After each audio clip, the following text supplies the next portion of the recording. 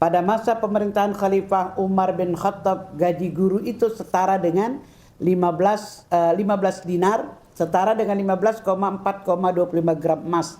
Jadi kalau di total jumlahnya 165.750.000. Subhanallah, luar biasa. Lalu pada masa Khalifah Harun ar-Rasyid juga sama ya. Guru ngaji begitu dihargai sehingga digaji sebesar 200 dinar per bulan, didanai langsung dari Baitul Mal.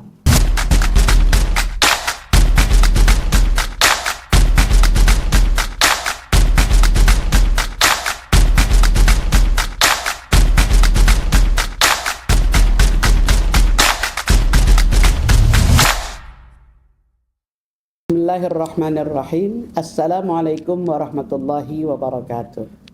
Hamdan wa syukran lillah, salatan wa salaman ala rasulillah. Jumpa lagi di Kamusku, kajian untuk umat. Dan pada kesempatan ini alhamdulillah izin Allah kita sudah berada pada bulan Rabiul Awal. Dan sahabat muslimah, alhamdulillah kita jumpa lagi di rubrik ini dengan harapan semoga kajian ini akan dapat senantiasa membuat kita menjadikan bertambah cinta kepada Rasulullah sallallahu alaihi wasallam. Rasulullah sallallahu alaihi wasallam sebagaimana diketahui bersama, beliau diutus oleh Allah di saat penduduk masyarakat Mekah itu dalam keadaan jahiliyah, di mana penduduknya pada saat itu yang kaya, yang seharusnya membantu orang miskin, tapi pada saat itu keadaannya adalah orang kaya mencari makan di atas penderitaan orang miskin. Begitu dengan orang-orang yang kuat, yang seharusnya orang kuat itu melindungi orang-orang lemah, tapi pada saat itu terjadi adalah orang kuat justru menindas orang-orang lemah. Begitu dengan orang-orang pintar yang seharusnya mereka menjadikan orang-orang bodoh itu tempat di mana mereka mengajarkan, tapi pada saat itu justru orang-orang pintar pada saat itu selalu menakut-nakuti orang lemah. Maka pada masa itu disebut dengan masa kegelapan atau disebut dengan zaman jahiliyah. Allah Subhanahu wa taala kemudian mengutus seorang rasulnya, yakni Muhammad sallallahu alaihi wasallam, pada saat di mana umat memang sedang dalam keadaan luar biasa menghadapi berbagai tindasan atau juga penghinaan yang akhirnya pada tahun 571 Masehi atau yang kita sebut dengan bulan Rabiul Awal tahun gajah, Allah Subhanahu wa taala telah lahir seorang bernama Muhammad sallallahu alaihi wasallam. Dan pada usia beliau 40 tahun, kemudian Allah jadikan Muhammad adalah utusannya yang berikutnya. Bertugas atau misi diutusnya Rasulullah adalah dalam rangka mengeluarkan manusia minaz zulumati ilan nur, dari kegelapan kepada cahaya.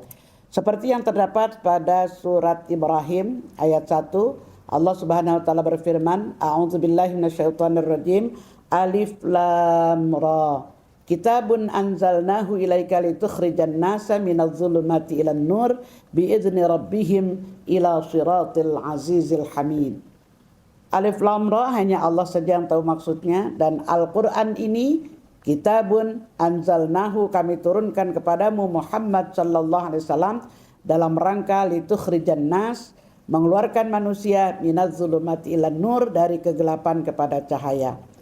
Tentu biizni rabbihim, dengan izin Tuhannya, dengan izin Tuhan mereka, kepada jalan yang disebut dengan siratil azizil hamid, yaitu jalan yang maha perkasa lagi maha terpuji.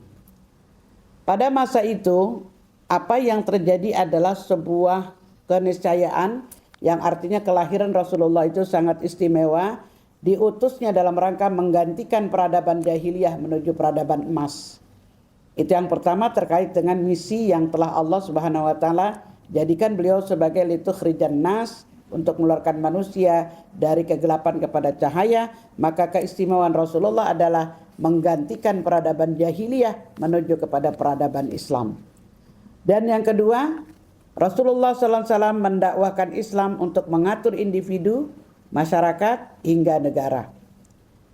Allah Subhanahu wa taala menjelaskannya dalam Quran surat Ali Imran ayat 31. A'udzubillahi minasyaitonirrajim. Qul, katakan, in kuntum tuhibbunallah fattabi'uni. Jika kalian itu orang yang mencintai Allah, maka ikutilah aku. Hal ini kita melihat bahwa ketika orang bersukaria, bersukacita dengan kelahiran Nabi Muhammad SAW di bulan Rabiul Awal, seringkali mengkaitkan dengan kelahiran Nabi yang begitu sangat dipuja, diharapkan syafaatnya dan sebagainya. Bahkan banyak di antara kita, ibu-ibu di majelis taklim, berharap syafaat dengan cara membaca rawi, membaca salawat dan sebagainya. Sementara dalam ayat ini Allah Subhanahu wa taala menerangkan, jika kalian mencintai Allah, maka ikutilah aku. Artinya mengikuti apa-apa yang telah dicontohkan, yang diajarkan oleh Nabi Muhammad sallallahu alaihi wasallam. Artinya Muhammad sebagai ittiba, kita mengikuti apa yang telah diajak, baik merupakan ucapan, perbuatan maupun diamnya Nabi Muhammad sallallahu alaihi wasallam adalah merupakan ittiba buat kita umatnya. Nah, ketika seseorang mengikuti apa yang telah dicontohkan Rasulullah, maka itu bagian dari yang akan didapatkan oleh orang tersebut adalah kecintaan Allah dan ampunan Allah buat orang yang mengikuti Rasulullah. Karena Allah Maha Pengampun lagi Maha Penyayang. Sahabat muslimat, dalam hal ini kita mengetahui bagaimana ketika Rasulullah diutus menjadi utusannya di Mekah selama kurang lebih 13 tahun. Dan itu luar biasa, dihadapkan Nabi dengan berbagai rintangan dan halangan. Artinya ketika Islam disampaikan kepada kaum Quraisy saat itu, maka di antara mereka kebanyakan mereka menolak. Padahal sebelum Muhammad menjadi utusan Allah, beliau sangat disukai oleh keluarga, disukai oleh suku, disukai oleh orang-orang sekitar. Karena Muhammad dengan sebutan Al-Amin, sebutan yang luar biasa, karena beliau itu sempurna dalam sisi bentuk tubuh, sempurna dalam sisi perbuatan, maka Masya Allah luar biasa, beliau sangat dicintai dan disukai oleh bangsa Arab dan Quraisy saat itu. Namun ketika beliau diutus menjadi utusan Allah di usia 40 tahun, kemudian Muhammad mengajak umat untuk masuk Islam dan menyembah hanya kepada Allah saja, tidak kepada yang lain, maka yang tadinya menyukai otomatis berubah menjadi membenci. Yang tadinya suka jadi benci, yang tadinya sayang kemudian jadi bermusuhan, dan kemudian beliau tidak henti-hentinya diejek, dihina dengan cara-cara yang tidak manusiawi. Karena apa? Karena hanya sebabnya Muhammad SAW mengajak kepada Islam. Sementara kebiasaan orang-orang Quraisy itu adalah menyembah berhala. Berhala yang mereka sembah itu ada sekitar 360 Tuhan yang mereka akui dan berada di sekitar Ka'bah. Dan saat itu otomatis ketika Rasulullah diutus menjadi utusan Allah, maka Rasul pun mencela Tuhan-Tuhan tersebut. Karena itu bukan Tuhan yang sebenarnya. Tuhan sebenarnya adalah Allah Subhanahu wa taala. Maka ketika kaum Quraisy diajak menyembah Allah, praktis mereka menolak. Karena apa yang mereka lakukan adalah sesuai apa yang telah diajarkan oleh nenek moyang mereka sebelumnya. Karena itu berikutnya kalau baca dari tafsir dari surat Ali Imran ayat 31 itu dinyatakan bahwa ini adalah ayat, hadhil ayatul karimatu hakimatun ala kulli manidda'a mahabbatallah. Ini adalah ayat yang mulia yang menetapkan kepada orang yang mengakui mencintai Allah. Walaisa huwa tariqatil Muhammadiyah fa innahu kadzibun. Tetapi tidaklah berada di jalan Muhammad karena sungguhnya ia adalah pendusta dan dalam pengakuannya. Kadzibun fi da'wahu fi nafsil amr. Hatta yattabi'a syar'al Muhammadiyah wad dinan nabawiyah fi jami'i aqwalihi wa ahwalihi. Dan sampai kemudian mereka dikatakan cinta kepada Nabi sampai dia mengikuti hukum Muhammad dan agama kenabian dalam semua ucapan dan keadaannya. Berarti ittiba yang dimaksud adalah mengikuti seluruh ajaran yang dibawakan oleh atau yang diajarkan oleh Nabi Muhammad SAW, tidak hanya mengambil sebagian tapi menyeluruh, baik ucapan, perbuatan dan sikap yang telah dicontohkan oleh Rasulullah. Sahabat musliman, fakta umat pada hari ini kita melihat Sistem ekonomi itu berbasis riba, artinya tidak mengikuti Rasul. Sistem pergaulan bebas. Sistem sanksi menggunakan hukum barat. Kemudian normalisasi LGBT juga luar biasa yang kali ini dianggap ada permakluman terhadap hal itu. Kemudian sistem pemerintahan hari ini pun sistem demokrasi. Jadi kalau melihat fakta pada hari ini, apakah kita termasuk orang yang sudah ittiba kepada Rasulullah? Tentu kita lihat keadaan Rasul sallallahu alaihi wasallam ketika beliau itu mengajak umat kepada jalan dakwah kepada Allah, kepada Islam, beliau mendapatkan tawaran yang luar biasa dari masyarakat Quraisy saat itu. Ada 3 tak, kita paham semuanya itu ya, harta, tahta, wanita.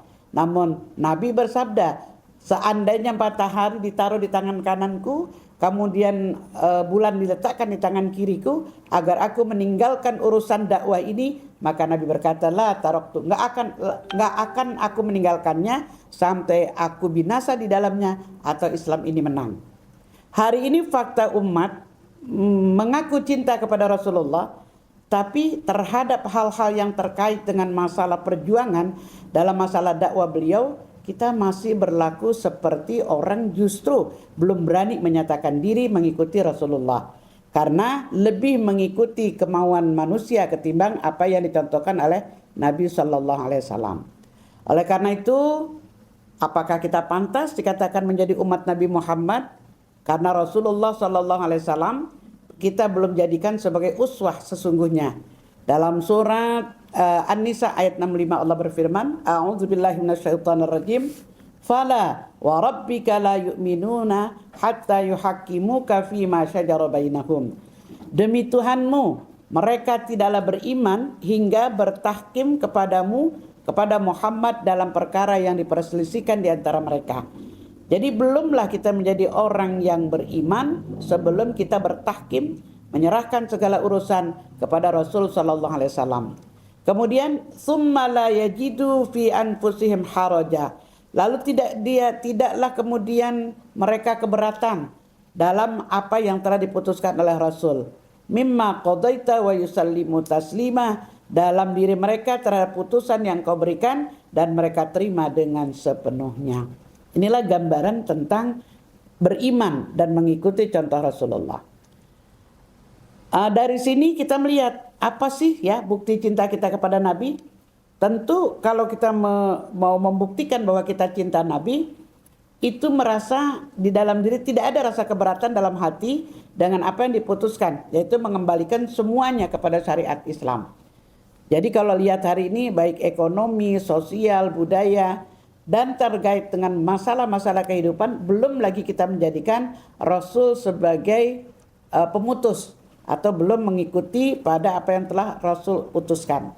Hari ini kita melihat pengaturan masyarakat dan negara tidak diatur dengan hukum Allah. Buktinya adalah ketika seseorang kemudian mencuri, seperti kemarin kita lihat ada yang namanya seorang mencuri ayam lalu dikeroyok sampai kemudian mati. Nah, sementara kita melihat perlakuan seperti ini itu adalah perlakuan yang biadab. Kenapa? Ternyata harga seekor ayam masih lebih tinggi nilainya daripada nyawa manusia. Ini yang terjadi pada kita hari ini. Kemudian dalam masalah ekonomi kita lihat juga contoh misalnya pajak. Pajak ini justru menjadi sumber pendapatan negara. Padahal dalam Islam pajak itu haram. Karena dia hanya diambil dari orang-orang non-muslim. Atau katakan gambarnya, kalaupun ada yang harus dipajak berarti hanya orang kaya saja. Tapi hari ini kita melihat pajak itu berlaku kepada seluruh masyarakat ya, baik dia kaya ataupun miskin, siapapun dia itu terkena pajak. Jadi karena itu berikutnya kalau kita melihat berarti pajak itu adalah sumber pendapatan negara, sementara Islam justru menjadikan negara itu yang memberikan kesejahteraan kepada rakyatnya dengan cara zakat bukan pajak. Nah, sebab itu berarti ini kita melihat banyak hal yang hari ini hukum kepada mengikuti Rasulullah belum sepenuhnya kita ikuti. Nah, contoh yang terjadi misalnya di sistem sekarang ini untuk menjadi pejabat, untuk menjadi terkait dengan masalah politik, kita melihat misalnya ada kepentingan, ya kepentingan penguasa. Misalnya pada batasan usia cawapres ya, luar biasa. Padahal kalau melihat usianya belum cukup, tapi kenapa bisa lolos? Nah inilah karena hukum yang digunakan belum lagi taat dan tunduk kepada apa yang diputuskan oleh baginda Rasulullah SAW. Sahabat muslimah yang insya Allah kita berada dalam ridha Allah Subhanahu Wa Taala, fakta atau gambaran kesejahteraan pada pemerintahan Islam sangat luar biasa. Pada masa pemerintahan Khalifah Umar bin Khattab, gaji guru itu setara dengan 15 dinar, setara dengan 15,4,25 gram emas. Jadi kalau di total jumlahnya 165.750.000. Subhanallah, luar biasa. Lalu pada masa Khalifah Harun ar-Rasyid juga sama ya. Guru ngaji begitu dihargai sehingga digaji sebesar 200 dinar per bulan, didanai langsung dari Baitul Mal. Dan menandakan bahwa inilah kesejahteraan sesungguhnya. Dan berikutnya tingkat kesejahteraan pada masa Khalifah Umar bin Abdul Aziz, cicit dari Umar bin Khattab, itu justru setara juga dengan dikatakan bahwa puncak dari kesejahteraan umat itu ditandai oleh hilangnya kemiskinan. Jadi distribusi zakat itu merata, pelunasan utang seluruh warga negara juga terpenuhi. Sehingga kalau mau cari orang miskin atau katakan tidak ada orang miskin pada masa kekhalifahan tersebut. Bagaimana dengan bandingan kita hari ini? Luar biasa. Kita kemiskinan berkurang atau bertambah kira-kira? Ya. Nah, selanjutnya kita melihat kenapa demikian. Itulah dampak penerapan hukum jahiliyah yang terjadi. Hari ini kita melihat kemiskinan merata dan merajalela. Kita lihat bagaimana kemiskinan itu terjadi. Kemudian juga kita melihat kemaksiatan juga di mana-mana. Luar biasa, yang namanya maksiat itu udah gak pakai tedeng aling-aling, gak ada lagi rasa malu. Mereka berbuat itu seakan-akan ya urusan gua dong, gak ada urusannya sama kalian gitu kan ya. Kemudian ada pengangguran. Pengangguran itu makin meningkat. Sekolahnya tinggi, bisa S1, S2 dan S selanjutnya ya. Tapi apa yang terjadi? Justru malah kita melihat banyak sarjana-sarjana yang jadi ojol. Kenapa? Karena nggak ada pekerjaan yang setara dan yang harusnya mereka dapati. Kemudian kejahatan meningkat di mana-mana. Ini kejahatan kalau boleh dilihat, Masya Allah, yang namanya begal, yang namanya perampokan, yang namanya maling motor dan sebagainya, itu kita lihat terjadi. Kenapa? Inilah dampak dari penerapan hukum jahiliyah hari ini. Maka berikutnya Allah Subhanahu Wa Taala menggambarkan di dalam firman-Nya, seandainya manusia itu mau mentaati hukum Allah dan Rasul, taat kepada Allah mengikuti petunjuknya, taat pada Rasul dengan mencontoh Rasulnya, maka Allah Subhanahu Wa Taala berfirman, a'udzubillahi minasyaitonirrajim, walau anna ahlal qura amanu wattaqau lafatahna 'alaihim barakatim minas sama'i wal ardh walakin kazzabu fa'akhadnahum bima kanu yaksibun. Walau anna ahlal qura, dan sekiranya bahwa penduduk negeri-negeri itu amanu wattaqau, mereka beriman dan mereka bertakwa, la fatahna, pasti sungguh akan kami bukakan alaihim atas mereka barakatim minas sama'i wal ardh, keberkahan dari langit dan bumi. Itu luar biasa. Seandainya penduduk ini taat, patuh terhadap aturan Allah dan Rasulnya, kemudian ittiba kepada contoh nabinya, maka Allah sudah menjanjikan la fatahna alaihim barakatim minas sama'i wal ardh, sungguh kami akan bukakan keberkahan kepada mereka dari langit maupun di bumi. Walakin kazzabu, akan tetapi mereka itu mendustakan. Mereka mendustakan apa yang telah dibawa oleh Allah dan Rasulnya, terutama Rasulnya didustakan. Rasulnya kemudian dianggapnya dengan berbagai tanggapan, yang ada yang mengatakan gila, kemudian tukang sihir dan sebagainya. Maka fa'akhadnahum bima kanu yaksibun, akibat perbuatan mereka maka kami menyiksa mereka dengan apa yang telah mereka kerjakan. Sahabat muslimah, dari hal ini berarti ada tuntutan terhadap kita yang terkait mengaku sebagai ittiba kepada Rasulullah, mengikuti jalan Allah dan Rasulnya. Artinya ada ketundukan kita kepada hukum syariat.